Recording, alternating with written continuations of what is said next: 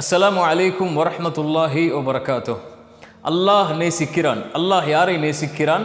இன்னல்லாஹ யுஹிப்புத் தவ்வாபீன். அல்லாஹ் தௌபாவுடையவர்களை நேசிக்கிறான். இதை நாம் பார்த்து விட்டோம். அடுத்து அல்லாஹ் அதே வசனத்தில் சொல்கிறான், வயுஹிப்புல் முத்தத்தஹிரீன். அல்லாஹ் தூய்மையானவர்களை நேசிக்கிறான். உள்ளத்தாலா உடலாலா இரண்டிலும் தான். ஆனால் இந்த வசனம் ஏற்றமானது. உள்ளத்தால் தூய்மையானவர்களை அல்லாஹ் நேசிக்கிறான். எதற்கு பிறகு? தௌபாவிற்கு பிறகு. ரசூலுல்லாஹி ஸல்லல்லாஹு அலைஹி வஸல்லம் சொன்னார்கள், ஒரு அடியான் பாவம் செய்தால் அவனுடைய உள்ளத்தில் ஒரு கருப்பு புள்ளி இடப்படுகிறது. அவன் மீண்டால் பாவத்திலிருந்து அது பரிசுத்தமாக்கப்படுகிறது. அவன் திரும்ப திரும்ப பாவத்தை தொடர்ந்தால் அது பெரிதாகி அவனுடைய உள்ளத்தையே அது இருளாக்கி விடுகிறது என்று.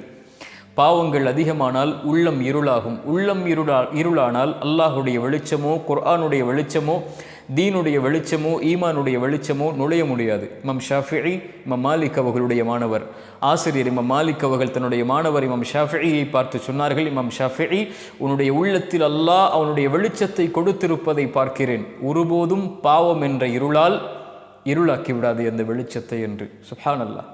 ரசூலுல்லாஹி ஸல்லல்லாஹு அலைஹி வஸல்லம் அவர்களுடைய மாணவர் இப்னு மஸ்ஊத் ரலியல்லாஹு அன்ஹு அவர்கள் சொன்னார்கள், ஒரு அடியான் பாவம் செய்தால் அந்த பாவம் செய்ததற்கு பிறகு அவன் தன்னை வருந்தி உணர்வான். ஒரு மலையிலிருந்து ஒரு பாறை உருண்டோடி வந்து அவனை தாக்கினால் எப்படி அவன் மரணத்தை பயப்படுவானோ அது போன்று பாவம் செய்து முடித்ததற்கு பிறகு பயப்படுவான்.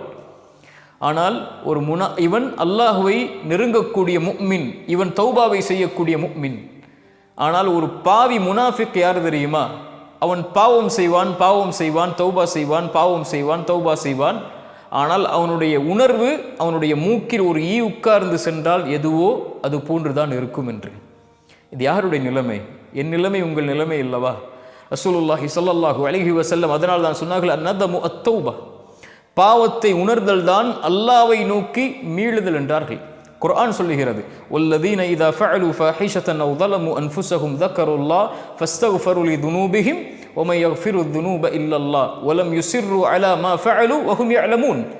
மானக்கீடான அசிங்கமான காரியங்களை செய்ததற்கு பிறகு அல்லாஹ்வை நினைவு கூர்ந்து பாவ மன்னிப்பை தேடி பாவத்தை அல்லாஹ்விடத்திலே முறையிட்டால் அல்லாஹ்வை தவிர யார் அவனுடைய பாவங்களை மன்னிக்க முடியும் என்று கேட்டதற்கு பிறகு அவன் நிலைமை எப்படி மாறும் என்று சொல்லுகிறது. தௌபாவிற்கு பிறகு அவன் எப்படி தன்னை சுத்தப்படுத்திக் கொள்வான்?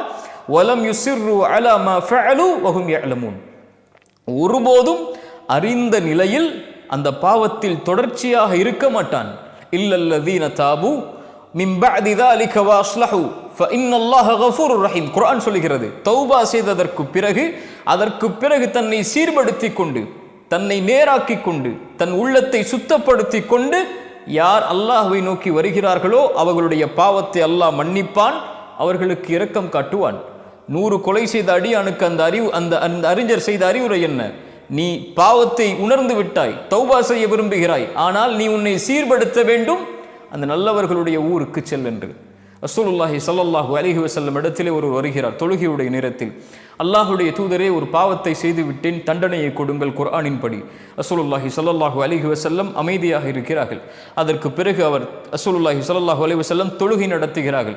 அவரை தொழுகுமாறு ஏவுகிறார்கள். அவரும் தொழுகிறார். தொழுது முடித்ததற்கு பிறகு அல்லாஹுடைய தூதரிடத்திலே வருகிறார். யா ரசூலல்லாஹ், நான் தண்டனையை கேட்டேன். அல்லாஹுடைய தூதர் ஸல்லல்லாஹு அலைஹி வஸல்லம் சொன்னார்கள், எங்களோடு தொழுதீர்களா என்று. ஆம் என்று சொன்னார். ரசூலுல்லாஹி ஸல்லல்லாஹு அலைஹி வஸல்லம் குர்ஆனுடைய ஒரு வசனத்தை சொன்னார்கள், நன்மைகள் பாவங்களை போக்கிவிடும் என்று. நீ பாவத்தை செய்து விட்டாய், மனம் திருந்தி வந்திருக்கிறாய் தண்டனைக்காக, ஆனால் நீ செய்த நன்மையில் நீ தொடர்ச்சியாக இருக்கப் போகிறாய் என்ற காரணம் அந்த பாவத்தை அழித்து விட்டது, நீ செல் என்றார்கள். இந்த 2 செய்திகளும் எதை சொல்லுகிறது? ஒரு அடியான் பாவம் செய்து விட்டால், அல்லாஹ்விடத்திலே மீண்டு விட்டால், அவன் தன் கல்பை பரிசுத்தப்படுத்த வேண்டும். அந்த கல்பு அல்லாஹ்வை அஞ்சி விட வேண்டும், பாவத்திலிருந்து தூய்மையாகி விட வேண்டும். மறுபடியும் அந்த பாவத்தை நோக்கி திரும்புவதை, நெருப்பில் விழுவதை போன்று அவன் வெறுக்க வேண்டும். ஒரு பாறை அவனை நோக்கி உருண்டோடு வந்தால் எப்படி மரணத்தை பயப்படுவானோ அது போன்று மறுபடியும் அந்த பாவத்தை அவன் செய்வதை தூய்மையாக்கியதற்கு பிறகு அவன் அஞ்ச வேண்டும். ஏன்? அவன் மகத்துவமிக்கவனுக்கு முன்னால் நின்று தௌபா செய்திருக்கிறான். மகத்துவமிக்கவனுடைய பார்வையை பயந்து தௌபா செய்திருக்கிறான். அந்த மகத்துவமிக்கவனுடைய பார்வை மறுபடியும் அவன் மீது பாவம் செய்யக்கூடிய நிலையில் விழக்கூடாது என்று அவன் பயப்படுவான். அதனால் அவன் தூய்மைப்படுத்துவான். அந்த மகத்துவத்தை ஒருபோதும் அவன் சாதாரணமாக நினைத்து விட மாட்டான். நம்மில் பலர் நினைப்பதைப் போல அல்லாஹ் பாவங்களை மன்னிப்பான், பாவம் செய்து கொண்டே இருக்கலாம். யாஹி யா உக்தி, அல்லாஹ்வுடைய மகத்துவத்தை தரக்குறைவாக பார்க்காதே. அல்லாஹ் உன் பாவத்தை மன்னிப்பான். எந்த பாவம் செய்தாலும் அல்லாஹ் மன்னிப்பான். ஷிர்க்கை கூட மரணத்திற்கு முன்னால் தௌபா செய்தால் அல்லாஹ் மன்னிப்பான். ஆனால் அல்லாஹ்வை கேலியாக்குவதா? என்ன வேண்டுமானால் செய்து கொள்ளலாம், மன்னிப்பு கேட்கலாம், செய்வோம் மன்னிப்பு கேட்போம், செய்வோம் மன்னிப்பு கேட்போம். இது அல்ல தௌபா, இது அல்ல அல்லாஹ்வுடைய மகத்துவத்தை பேணுதல். உள்ளத்தை தூய்மைப்படுத்துபவர்களை அல்லாஹ் நேசிக்கிறான். உங்களுக்கு தெரியுமா, சொர்க்கம் சுத்தமான பூமி. அந்த சுத்தமான பூமியில் சுத்தமான உள்ளத்தை உடையவர்கள் மட்டும்தான் நுழைய முடியும். இந்த கூட்டத்தை உடையவர்கள் மட்டும்தான் நுழைய முடியும். சொர்க்கத்தில் ஒரு புள்ளி, ஒரு கடுகளவு பாவம் உள்ளவன் கூட சொர்க்கத்தில் நுழைய முடியாது. சொர்க்கம் சுத்தமானவர்கள், தூய்மையானவர்கள், உண்மையாளர்கள், நபிமார்கள், நல்லவர்கள், அல்லாஹ்வுடைய இறைநேசர்கள், தூய்மையில் மேலானவர்கள் வாழக்கூடிய பூமி. அங்கே பாவங்களுக்கு அனுமதி கிடையாது. அல்லாஹ் நாளை மறுமையில் நம்முடைய பாவங்கள் முழுவதையும் மன்னிக்க வேண்டும், அல்லது அல்லாஹ் நாடி நரகத்திலே அல்லாஹ் அனுப்பி தண்டனையை கொடுத்து அங்கே தூய்மைப்படுத்தியதற்கு பிறகு அல்லாஹ் சொர்க்கத்தை கொடுக்க வேண்டும். ஒன்று அல்லாஹ் மன்னிப்பான், அல்ல தண்டனையின் மூலமாக அல்லாஹ் அந்த பாவத்தை அழிப்பான். இந்த இரண்டில் ஒன்று நடந்ததற்கு பிறகுதான் தூய்மையான நிலையில்தான் சொர்க்கம் நுழைய முடியும். நல்லவர்களுடைய விசாரணை அல்லாஹுடைய தூதர் அதனால் தான் சொன்னார்கள், நல்லவர்கள் பாவ மன்னிப்பு கேட்காத பாவங்களை அல்லாஹ் எண்ணுவான் மறுமையில். இதை செய்தாயா, இதை செய்தாயா, இதை செய்தாயா என்று. அவன் கூனி குறுகும்போது அல்லாஹ் சொல்லுவான், அடியானை பயம் கொள்ளாதே, நீ பல பாவங்களை செய்த அல்லாஹ்விடத்திலே தௌபாவின் மூலமாக வந்திருக்கிறாய், இந்த நாளிலும் உன்னை மன்னிக்கிறேன், நான் மறைக்கிறேன் உன் பாவங்களை என்று. சுப்ஹானல்லாஹ். தூய்மையானவர்களை அல்லாஹ் நேசிக்கிறான். ரசூலுல்லாஹி ஸல்லல்லாஹு அலைஹி வஸல்லம் இந்த இரண்டு வசனங்களையும், இன்னல்லாஹு யுஹிப்புத் தவ்வாபீன் வ யுஹிப்புல் முத்தத்தஹிரீன், இந்த வார்த்தைகளை தங்களுடைய துஆவில் சொன்னார்கள்.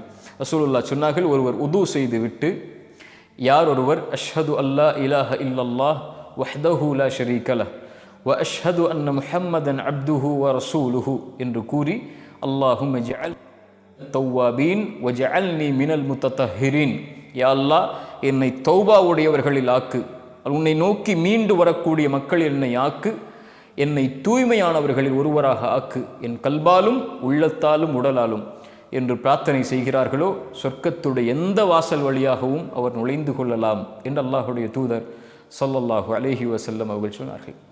தூய்மையை அல்லாஹ் நேசிக்கிறான், தூய்மையானவர்களை அல்லாஹ் நேசிக்கிறான். உள்ளத்தில் தூய்மையானவர்களை அல்லாஹ் ரப்புல் ஆலமீன் மிக மிக நேசிக்கிறான். அல்லாஹ் அந்த நேசத்தை எம்முடைய பாவங்களுக்கு பிறகு எம் உள்ளத்தை தூய்மைப்படுத்திய நிலையில் அல்லாஹ்